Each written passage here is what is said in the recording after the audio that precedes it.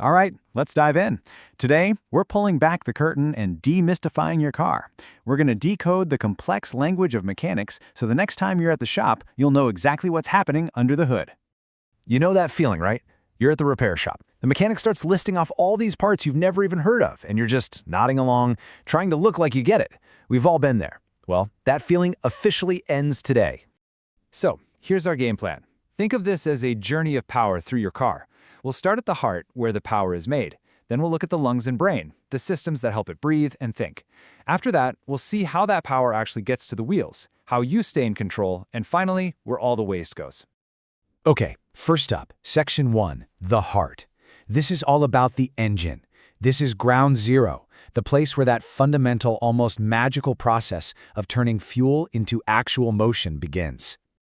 You know, your engine isn't just some big hunk of metal. It's this incredibly precise machine that's creating thousands of tiny, perfectly controlled explosions every single minute. That's what transforms your car from, well, a very expensive lawn ornament into a vehicle that actually goes somewhere. Now, this gives us the perfect way to understand two words you hear all the time: horsepower and torque. The analogy is just fantastic.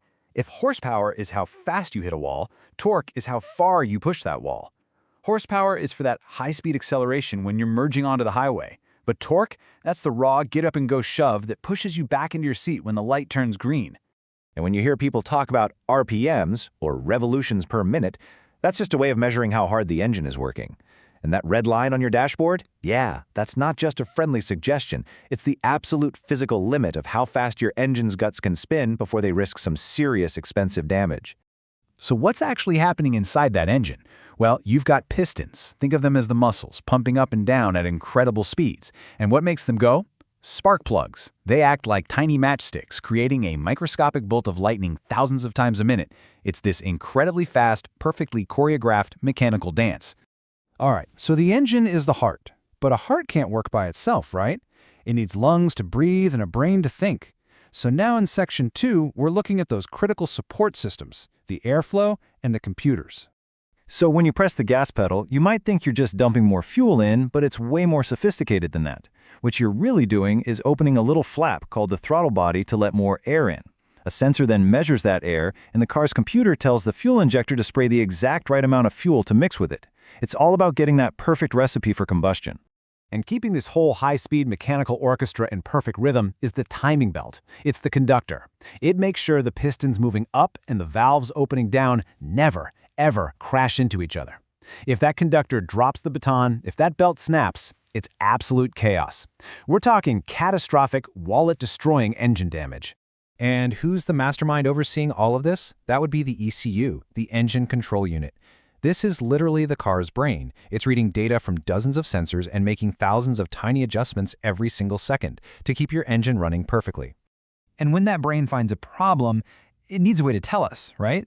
Well, it uses a special language called onboard diagnostics, or OBD for short. The ECU logs a specific error code, and a mechanic can plug a scanner into a port, usually right under your dashboard, to read it.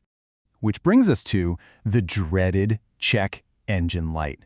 Here's the secret. That light doesn't tell you what is wrong, it just tells you that something is wrong. It's the ECU basically raising its hand and saying, hey, I found a problem and logged a code. You should probably check this out. Okay, so in Section 3, we ask the big question. We've made power. Awesome. But how do we get that power from the engine all the way to the wheels to actually move the car? Well, this is the job of the drivetrain. The key player here is the transmission. Its whole job is to shift gears to keep the engine spinning in its sweet spot, its most efficient power range. It doesn't matter if it's an automatic, a manual, or one of those CVTs, which can feel a little weird, kind of like a stretchy rubber band instead of distinct gears. The goal is always the same: manage the power. So once the power goes through the transmission, it heads to the wheels. In a front-wheel drive car, the engine pulls the car along, which is great for fuel economy. In a rear-wheel drive car, it pushes from the back, which is why sports cars love it for balanced handling. And then there's all-wheel drive, where the car's computer can send power to any wheel that has grip, which is a lifesaver in snow or mud. Now, here's a tricky problem. How do you send power to a wheel that also has to steer left and right and bounce up and down over bumps? The answer is this little marvel called a CV joint. The human wrist analogy is perfect. It's this super flexible joint that lets the wheel get power while doing everything else. Pro tip, if you ever hear a loud clicking noise when you make a sharp turn, a worn-out CV joint is often the culprit. On to section 4. The car's moving, it's getting power to the wheels, but how do we actually control it? How do we stay comfortable? And, maybe most importantly, how do we stop? Now we're talking about the chassis and key safety systems. It all starts with the chassis. That's the car's skeleton. Attached to that, you have the suspension, the springs and shocks that soak up bumps in the road. And how that's tuned really gives a car its personality, stiff for a sporty feel or soft for a comfy ride. And of course, power steering, which is like an invisible assistant making it easy to turn a 2-ton machine with just your hands.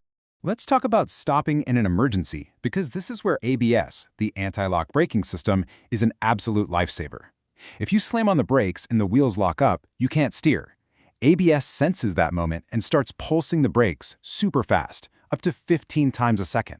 You'll feel this crazy pulsing or shuddering in the brake pedal. Do not lift your foot.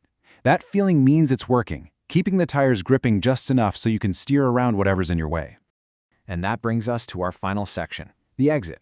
We've gone through the whole process of making and using power, but what about the leftovers? What happens to all those waste gases from the engine?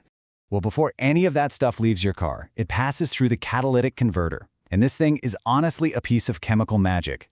It's got this honeycomb structure inside coated with precious metals, like platinum. Those metals cause a chemical reaction that turns really toxic pollutants into much safer stuff, like carbon dioxide and plain old water vapor. But here's the catch. Those precious metals, they're incredibly valuable. And because of that, it has an unfortunate side effect. As the quote says, it's sadly become one of the most stolen car parts in the world. Crazy, right? It's a testament to just how valuable that chemistry is. So there you have it. From the torque that shoves you in your seat to the chemistry that cleans your exhaust, you now speak the language. You can understand the incredible, complex machine sitting in your driveway. So my question for you is, the next time you hop in for a drive, what part of your car are you going to see in a completely new light?